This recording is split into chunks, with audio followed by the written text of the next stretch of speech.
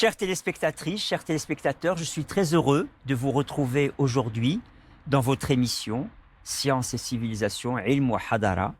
Aujourd'hui, je vous propose d'explorer le domaine de l'agriculture avec notre invité aujourd'hui, si Fawzi Bkaoui. Bonjour. Bonjour. Merci. Très heureux que vous soyez avec nous aujourd'hui pour une conversation autour de votre profil de chercheur.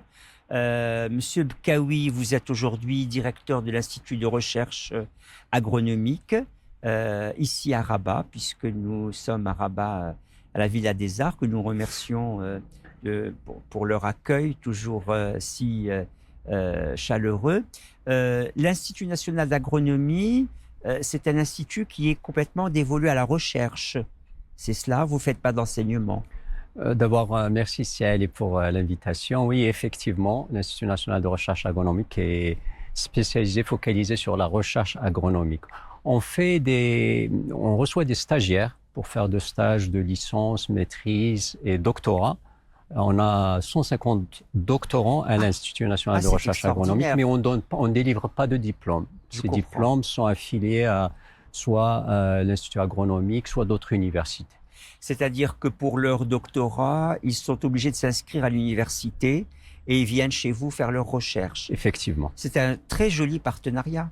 Oui, et on en a besoin. Et oui. Dans la recherche aussi, des fois, on fait des collaborations sur les thèmes des doctorants et sur d'autres thématiques. Ah, oui, c'est superbe. Avant que vous soyez engagé dans cet institut, vous avez tout un parcours de vie dans ce domaine. Peut-être on va commencer par vos motivations et puis votre propre doctorat, ce sur quoi il portait. Je sais que vous l'avez réalisé en France, à l'université Paris 6. Alors commençons peut-être par vos motivations qui vous ont amené à votre doctorat et le sujet de votre doctorat. Très bien. Quelques années, il y a quelques années. Je suis de la région de Berkane et comme vous le savez, la région de Berkane est connue pour être une région agricole. Oui. Mon père était un cultivateur de clémentines et mon grand-père aussi. Donc, dès le jeune âge, j'ai aimé être dans les champs et j'ai commencé à apprécier le domaine de l'agriculture. Et puis, après mon baccalauréat, je suis allé en France pour faire une maîtrise de physiologie à l'université de Tours, à côté de Paris. Et après ma maîtrise, donc le M1, j'ai fait un DEA dans le domaine de la physiologie des plantes. Et mon doctorat, je me suis spécialisé sur le rajeunissement des plantes âgées. C'est dans le domaine de la multiplication végétative. Oui, j'aimerais bien que vous nous parliez justement de votre doctorat. Alors, j'ai fait mon doctorat sur un arbre forestier, le rajeunissement du Douglas. Le Douglas, c'est un sapin, et dans le but de le multiplier végétativement. Alors, il y a deux façons de propager les plantes, soit par graines, soit par des boutures. La graine, généralement, on l'utilise pour les plantes annuelles. Ça va vite. Comme le blé, on fait des croisements rapidement. On peut avoir une génération au bout de 3 mois, 4 mois, 5 mois, etc. Un arbre demande beaucoup plus de temps pour fleurir. Donc, au lieu d'utiliser la graine pour le multiplier, on utilise des boutures. Et comme ça, on garde les caractéristiques génétiques de l'arbre. Donc, c'est ce problème-là que j'ai étudié.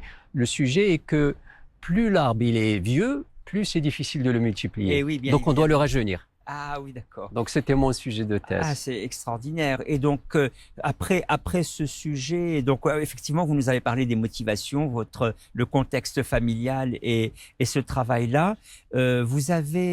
Je sais que vous avez eu un long parcours au Canada où vous avez mené des recherches pratiques ou théoriques, je ne sais pas. C'était à l'université. Effectivement, j'ai passé 30 ans au Canada, 25 ans dans la province du Saskatchewan, donc dans les prairies canadiennes, et 5 ans à Vancouver. Alors, quand j'ai fini mon doctorat, je me suis dit, avant de retourner au Maroc, je voudrais me spécialiser un peu plus et apprendre un peu plus. Donc, je suis allé pour continuer sur le domaine de la recherche des arbres forestiers et j'ai fait un peu de la biotechnologie. J'ai étudié l'embryogenèse somatique, qui est une méthode de multiplication aussi des arbres forestiers. J'ai fait ce qu'on appelle la culture de protoplasme, donc la culture de cellules d'arbres forestiers pendant 2 ans. Et je suis revenu au Maroc pour voir si je peux m'établir. Les conditions n'étaient pas réunis et je suis retourné au Canada pour m'établir là-bas et continuer ma recherche. Et j'ai fait, dans ma carrière, j'ai fait à peu près la moitié, 15 ans de recherche. Oui.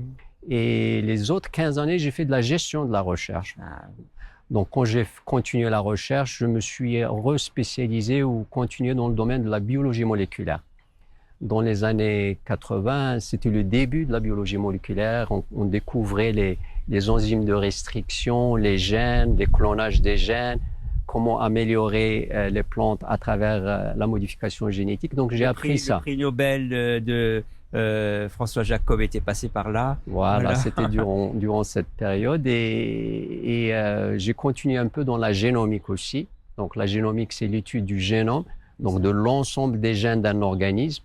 Et avec les techniques de séquençage, donc de déchiffrer les différentes bases d'un génome, la méthode s'est améliorée beaucoup. Donc, on pouvait étudier, au lieu d'étudier un seul gène, on pouvait étudier l'ensemble des gènes, donc de tous les génomes d'un organisme. Et j'ai changé un peu des arbres forestiers vers les plantes annuelles. J'ai travaillé sur le colza, qui est une plante oléagineuse qui est utilisée pour l'huile. Et j'ai travaillé aussi sur le blé. Ah oui, c'est ça. Alors, bien évidemment, le climat canadien n'est pas le climat marocain, mais vous êtes précisément très sensible ici au Maroc à plusieurs choses selon les articles de vous que j'ai pu lire. D'abord à la question de l'adaptation au changement climatique et à la conservation de la biodiversité, à l'innovation génétique précisément des plantes, et à la résilience, ce que l'on appelle précisément la résilience. Je sais que c'est un concept qui vous tient à cœur, la résilience de cette même biodiversité qui peut être en érosion malheureusement et en difficulté en raison d'années de sécheresse continue. Oui, d'abord, si vous me permettez, je dirais un mot de l'INRA. L'INRA, donc l'institut qui dépend de la tutelle du ministère de l'Agriculture. On accompagne notre ministère pour développer une agriculture qui est durable, résiliente et productive. Et comme vous le savez, les dernières années, on a des problèmes de sécheresse. Et donc, on essaie de focaliser sur le problème de résilience du stress, qu'on appelle le stress abiotique, le stress de la sécheresse, de la chaleur.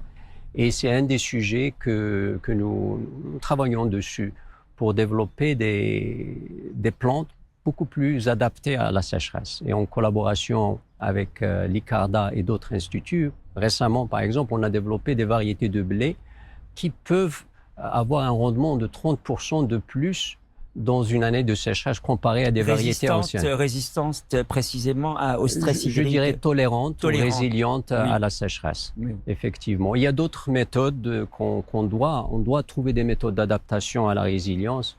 Un des domaines où on focalise, c'est en relation avec le sol et la santé du sol. Alors, c'est un très joli concept, ça, la santé du sol. Le sol aussi peut être subir des blessures. Bien sûr. Enfin, pour la productivité agricole, pour une agriculture résiliente et durable, il y a trois éléments qui sont importants. L'eau, bien sûr, et souvent c'est ça, on pense toujours à l'eau, mais le sol, il a un rôle aussi important, et la biodiversité. Et c'est un nexus donc des trois éléments qui interréagissent et qui sont aussi importants l'un que l'autre. Donc on travaille surtout, l'INRA travaille sur tous ces aspects depuis sa création, et l'INRA a contribué beaucoup au développement de variétés résilientes, productives. D'ailleurs, à l'INRA, on développe tout ce qui est nouvelles variétés de céréales qu'on inscrit dans un catalogue officiel, et on développe les semences de base qu'on passe à un collaborateur, la Sonacos, qui fait la multiplication et qui les vend aux fermiers. Ah oui, c'est ça, j'allais dire, comment tout cela arrive aux fermiers, c'est très important. Voilà, alors au niveau des céréales, des légumineuses, des oléagineuses, c'est ce qu'on fait. On développe les nouvelles variétés, on les inscrit et on les multiplie. Pour arriver chez le fermier, il faut les multiplier. Un améliorateur, à la fin de son projet, il a 1 kilogramme ou un petit peu de semences.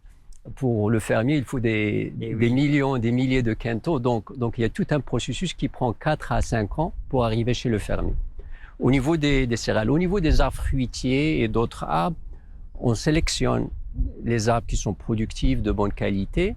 On fait des pieds maigres et à partir de là, on fait du bouturage qu'on passe aux pépiniéristes. Et c'est les pépiniéristes qui les multiplient et qui les vendent aux fermiers. C'est cela.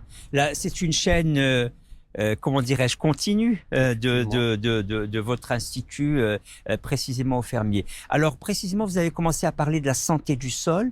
Elle consiste en quoi? Oui, merci de me rappeler. Oui, effectivement.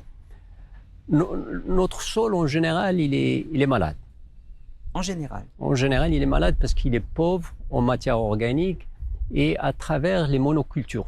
Cultiver du blé année après année, année après année, avec les années de sécheresse et combiné à tous les stress, la matière organique du sol, elle est descendue très bas, à un niveau qui n'est pas durable. Mais il y a des moyens pour rectifier ça. Et le ministère, à travers la nouvelle stratégie Génération Green, a planifié de faire ce qu'on appelle 1 million d'hectares de semis-directs. Alors, c'est quoi le semi-direct? Et qui va essayer de rectifier et de rétablir la santé du sol. Généralement, le fermier, il laboure le champ avant de semer le blé. Oui. Quand on laboure, on tourne le sol à peu près un demi-mètre ou plus. Cela. Oui. Et souvent, quand il y a eu une pluie, une petite pluie ou un peu de pluie et qui est emmagasinée dans le sol, quand on laboure, toute l'eau s'évapore. Ah oui. Le semi-direct, on fait un tout petit trou de 1 ou 2 cm et on pose la graine. Et ça permet à la graine de pousser mieux. De trouver un milieu humide. Et dans les dernières années de sécheresse, on a expérimenté, on a vu, chez les fermiers, on a fait 85 000 hectares de semi-direct l'année dernière. Et on a vu que le semi-direct donne des rendements 30%, des fois même 100% de plus que le semi-conventionnel. C'est une méthode d'adaptation au changement climatique. Au Canada, là, quand j'étais au Canada, pratiquement tout le monde fait du semi-direct. Pour d'autres raisons, pas pour la sécheresse. Si. Oui et non, c'est pour la sécheresse, parce que dans les prairies canadiennes, il pleut pas beaucoup. Ah, d'accord. Il y a beaucoup de pluie dans le Québec, la Colombie-Britannique, mais au niveau des prairies, il pleut 400, 500 mm, donc c'est pas des pluies. Ah, oui. Mais il y a d'autres raisons pourquoi on fait le semi. Il y a l'eau. Il y a l'eau, oui. Mais il y a aussi le fait de conserver la matière organique, c'est-à-dire quand on fait la moisson, on doit laisser un peu de foin. Et on n'amène pas les brebis ou les moutons pour manger ça. On laisse ça. Et c'est cette matière organique qui retourne au sol et qui est compostée ou régénérée. Et elle pour le sol. Et c'est la nourriture du sol et ça permet aux micro-organismes de vivre. Et on doit le savoir. L'autre bénéfice du semi-direct, c'est la séquestration du carbone. On garde le carbone dans le sol, donc il n'y a pas de dégagement de CO2. L'autre, c'est qu'un autre avantage du semi-direct, c'est que quand on fait le semi-direct, on fait un passage par un tracteur. Quand on fait le labour classique, il y a 2 passages minimum. Donc il y a aussi une utilisation de pétrole ou d'essence, de diesel. Superflu. Donc il y a plein d'avantages avec cette technique et là on est bien. Et le sol se retrouve mieux, il recouvre sa santé. Exactement. Au Canada, ils ont commencé cette technique il y a 30-40 ans. La matière organique, elle est à peu près revenue où elle était avant. Ah, c'est extraordinaire. Donc nous, on est tout au départ et on est obligé de faire ça. Bien sûr. Et le ministère est sensible à cette question. Mais bien sûr. Et un des facteurs limitants, c'est le semoir. Il faut un semoir spécial. Et le ministère, il a subventionné l'année dernière 120 semoirs. Cette année, là, on planifie 200 semoirs parce qu'on va vers 1 million d'hectares. Et le petit fermier ne peut pas acheter ce semoir qui coûte dans les 100 000 dirhams, etc. Donc, le gouvernement vient en aide pour les fermiers, pour les aider à faire cette technique. Alors, on a dit santé du sol, on a dit aussi biodiversité. Exactement. Alors, la biodiversité, on en parle beaucoup. On pense tout de suite au fait qu'elle subit une forte érosion. Vous avez parlé tout à l'heure de la multiplication des variétés, mais quand on parle de biodiversité en danger, c'est que malheureusement la diversité est mise en danger. Effectivement, avec plusieurs facteurs. Il y a la population qui croît et les villes qui se propagent. il y a les températures extrêmes qui peuvent affecter la survie de semences et de plantes. La pollution. Alors, la pollution. Alors l'INRA, elle a pour mission, dans sa mission, la conservation des ressources génétiques. Et on fait ça à travers plusieurs actions. Une des premières, c'est qu'on a développé, on a une banque de gènes à Stade qui existe depuis 2003 et qui collectionne tout ce qui est graines, semences. On a à peu près 73 000 accessions. Des céréales, des légumineuses, des oléagineuses, des plantes aromatiques et médicinales. Donc on fait cette collection pour la préserver. Quand on rétablit un champ, on va et on peut la repuiser dedans. Exactement. L'autre chose qu'on fait, c'est la collection d'arbres fruitiers, forestiers, etc. On a des collections d'arbres fruitiers dans la région de Meknès, à Ain Taoujdat. On a une collection d'agrumes à Knetra. On a une collection de cactus. Quand vous dites collection, vous voulez dire quoi? Alors justement, elle représente un ensemble d'écotypes ou de plantes qui sont différentes l'une de l'autre. D'accord. Dans un même endroit. Dans un même endroit. Et qu'est-ce que ça fait de les mettre ensemble? Alors, je vais vous donner un très bon exemple. Je disais qu'on avait une collection de cactus à Agadir. À peu près 450 différents types de cactus. L'India, donc oui. la figue de Barbarie. Qui a souffert ces dernières années. Justement, c'est cet exemple que je vais donner. Qu'est-ce qu'on a eu il y a une dizaine d'années? Il y a eu une introduction d'une cochenille, d'un insecte, qui a commencé à détruire l'India. À l'œil nu. À l'œil nu. Ça a commencé dans la région de Zmamra, dans la région de El Jadida. Et ça a commencé à se propager, à aller maintenant, tout le Maroc pratiquement est touché. Oh oui, malheureusement. On a essayé des traitements chimiques. Ça a un peu aidé, mais pas éliminé. Un de nos chercheurs a dit pourquoi on n'utilise pas notre source de biodiversité et la génétique pour trouver une solution. Alors ce qu'on a fait, on est allé dans la collection de Agadir, on a pris à peu près 300-350 raquettes, donc la feuille du cactus, puis on les a plantées au cœur du problème là, à côté d'El Jadida, à Zmamra. Sur 1 hectare, un fermier qui nous a donné 1 hectare, on a planté ces 300 ou 350 types de cactus. Ils sont tous morts sauf 8 qui ont une résistance naturelle.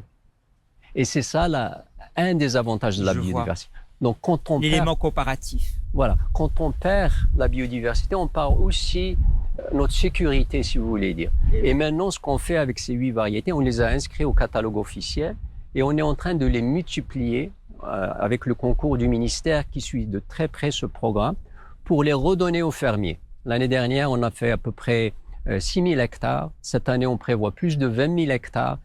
Et on va vers 120 000 hectares à l'horizon 2030. Donc, ça fait partie de la stratégie du gouvernement. De cette variété résistante. Ces 8 variétés qui sont résistantes. Et c'est très important parce que le cactus, on parlait de résilience, c'est une des plantes qui est résiliente. Elle n'a pas besoin de beaucoup d'eau pour survivre. C'est vrai. Et elle a plusieurs bénéfices. Oui. Il y a le fruit.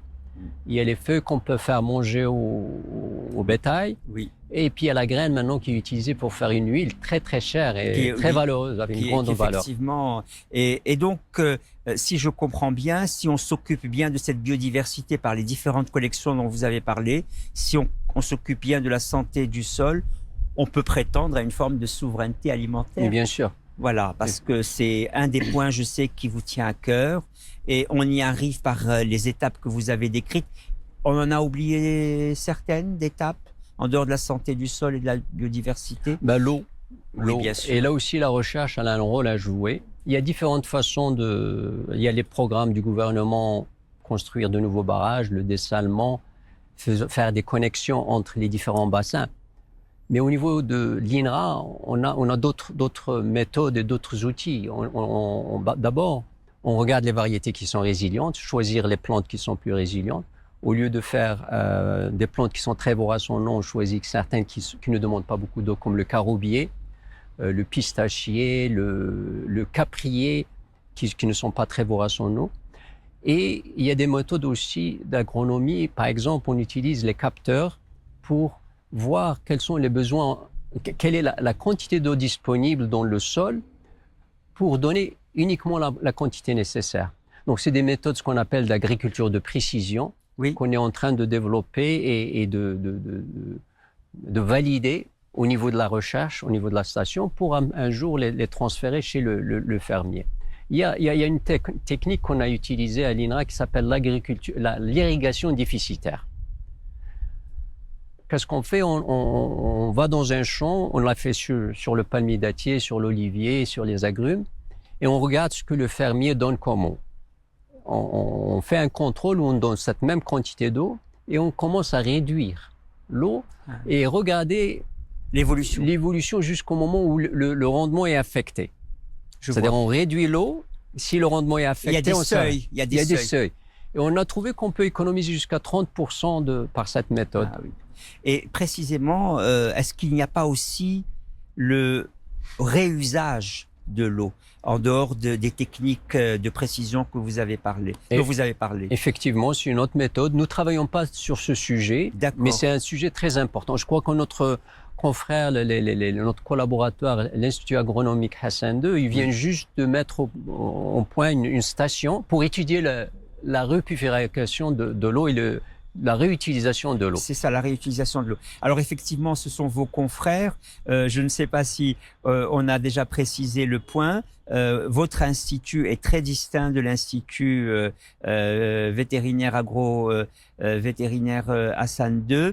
Eux, ils sont aussi dans l'enseignement et ils font un peu de recherche. Vous êtes dévolu qu'à la recherche, mais bien sûr, vous avez des liens mais bien et sûr, des partenariats. On a un consortium qui implique 4 institutions du ministère. Il y a l'INRA, il y a l'IAVO, l'Institut agronomique Hassan II, il y a l'École nationale de Meknès et il y a l'École forestière de Salé, l'ENFI. Donc on travaille ensemble, on a formé un consortium et il y a une seule école doctorale qui est à l'IAV et on collabore sur des projets de recherche aussi. On a des objectifs communs avec les ministères et on accompagne la stratégie Génération Green ensemble. On a fait une feuille de route de recherche qu'on a établie ensemble pour arriver à ces objectifs de productivité et de résilience. Oui, alors tout à l'heure, vous avez mentionné très rapidement, mais c'est le moment maintenant pour le dernier tiers de l'émission qui nous reste, vous avez mentionné la gestion de la recherche. Vous avez dit, j'ai fait beaucoup de recherches en France, au Canada, au Maroc, mais maintenant, je fais aussi beaucoup de gestion de recherche. Alors, c'est un domaine essentiel et il est vrai que c'est ce qu'on demande à des chercheurs chevronnés et avertis comme vous, qui ont eu toute une carrière où ils ont fait largement leurs preuves et ils ont une grande visibilité. On leur demande précisément de passer le relais en quelque sorte et d'aider à la recherche sous la forme organisationnelle. Alors je sais que c'est un point qui vous tient à cœur et il y a, vous m'avez dit quand on a préparé l'émission, 3 éléments qui vous tiennent à cœur dans cette gestion de la recherche. Je vous laisse les exposer. Ayant vécu au Canada pendant très longtemps et impliqué dans le domaine de recherche, et je ne peux ne pas comparer les systèmes entre le Canada et le Maroc. Et il y a des différences significatives. Par exemple, la recherche au Canada, elle est établie sur un système, ce qu'on appelle un contrôle a posteriori. C'est-à-dire, on vous responsabilise, on vous donne un budget, les moyens, et on vous juge sur les résultats. Ici, au Maroc, il y a beaucoup de contrôle a priori. C'est-à-dire qu'avant d'acquérir quelque chose, ou un équipement, vous devez passer par plusieurs étapes. On fait un contrôle avant. Et ce système, peut être un frein finalement. C'est un frein. Si je peux donner une analogie, c'est comme si la Recherche Canada a une vitesse de TGV et ici au Maroc, on est toujours avec un train qui marche à 100 à l'heure. Donc ce frein-là, on discute ce problème avec les ministères de Finances. C'est important de le mettre en débat. Ah oui, ils sont très attentifs et ils veulent nous aider. Et il y a des mécanismes pour arriver à ce système de posteriori qu'on est en train de développer. Je donne quelques exemples. L'université dans laquelle nous sommes tous les deux, l'université Mohamed VI Polytechnique, est très sensible à ce point, parce qu'elle fait effectivement plutôt un jugement a posteriori une fois que le budget a été avancé. C'est très important. La recherche, on ne peut pas planifier la recherche comme on planifie de construire un pont. Quand on construit un pont, il faut des spécifications, il faut que ça soit bien fait, bien étudié, tout est... Et on fait un appel d'offres, etc. La recherche, c'est-à-dire que on n'a pas droit à de l'imprévisible, alors que la recherche, c'est le domaine de l'imprévisible. Il y a du risque. Il y a du risque. Par définition, il y a un risque. Et on doit ajuster à tout moment. Exact. Et quand on doit ajuster, on ne doit pas attendre une année pour avoir un produit chimique ou un équipement. Donc, c'est ça la différence. Pareil, je vous donne un exemple. Au Canada, par exemple, pour acheter un équipement, on avait 4 lignes budgétaires. Il y avait une pour l'équipement, un pour les consommables, un pour les prestations et un pour les services. Ici, on a peut-être une centaine. C'est-à-dire qu'il faut à chaque fois préciser qu'est-ce que vous voulez dans une année. Oui. Et ça, des fois, une fois que vous utilisez cette ligne budgétaire ou vous utilisez le montant, vous devez attendre ou revenir aux finances pour soit rajouter, soit changer. Donc ces aspects organisationnels sont effectivement importants. Il y a un autre aspect qui, pour vous, est un obstacle bien plus grand. C'est ce que vous appelez l'obstacle culturel, c'est-à-dire le fait qu'on donne plus de poids aux diplômes qu'aux performances, disons-le. Effectivement. C'est un vrai problème. C'est un problème, mais ça s'améliore. Ça soulage les nouvelles générations. Ils sont sensibilisés à ça et on essaie d'améliorer ces conditions. Au Canada, on donnait beaucoup plus d'importance à la performance, au mérite. Ici, des fois, on privilégie peut-être l'ancienneté plus que le mérite, les diplômes. Et c'est des aspects culture, mais le Maroc qui est en train d'évoluer va aller vers... On est obligé de dépasser ces points. Il y a un défi majeur, c'est que nos doctorants, généralement, n'ont pas de bourse. Et ça, c'est un point qu'on doit... Vous revenez à l'aspect organisationnel qui est important. Et des fois, on a l'argent, mais on trouve le mécanisme ne nous permet pas de recruter un docteur. De l'utiliser. Oui. Parce que c'est pas inscrit dans la décision conjointe. Vous savez, et alors qu'on peut... Et les doctorants, à mon avis, jouent un rôle essentiel. C'est le futur. C'est le futur. Et il faut les garder. Il faut leur donner une bonne bourse. Et les motiver. Sinon, la plupart de nos doctorants n'ont pas de bourse ou une bourse très très faible de 1000 dirhams qui n'est pas suffisante. Parfois, ils quittent le pays pour d'autres laboratoires qui leur donnent justement les facilités. Donc, il y a l'aspect culturel, l'aspect organisationnel, l'aspect procédural aussi. Planification et gestion. Alors là, par exemple, un des exemples, c'est l'implémentation du digital. Ça, on peut changer, on peut s'améliorer là-dessus. Et un de nos objectifs à l'INRA, donc, c'est l'implémentation du digital pour améliorer les procédures, pour mieux planifier, faciliter. Tout ça, c'est faisable et nous y travaillons et je suis confiant que ça va dans la bonne direction. Ben écoutez, je vous remercie beaucoup pour ces derniers points d'optimisme que vous nous donnez. Merci beaucoup d'être venu nous visiter dans cette émission Sciences et Civilisation et de partager avec vous. Nous sommes tous dans une même communauté, de partager avec nous et avec les téléspectatrices et les téléspectateurs tout ce savoir absolument extraordinaire de l'agriculture. La moitié de la population marocaine est actif dans l'agriculture, il faut le dire. Et merci beaucoup, M. Fawzi Bkaoui, et nous saluons votre institut que vous représentez aujourd'hui. Merci. Je dirais toujours que je suis très optimiste pour le Maroc parce qu'on a les moyens pour arriver aux standards internationaux, on a un savoir-faire. Et malgré tous les défis, il y a des solutions et en travaillant collaborativement avec tous les partenaires, je suis convaincu qu'on arrivera à aller vers notre souveraineté alimentaire. Je partage tout à fait cet optimisme. Merci. Merci. Merci, chères téléspectatrices, chers téléspectateurs, et je vous dis à une séance prochaine. Au revoir.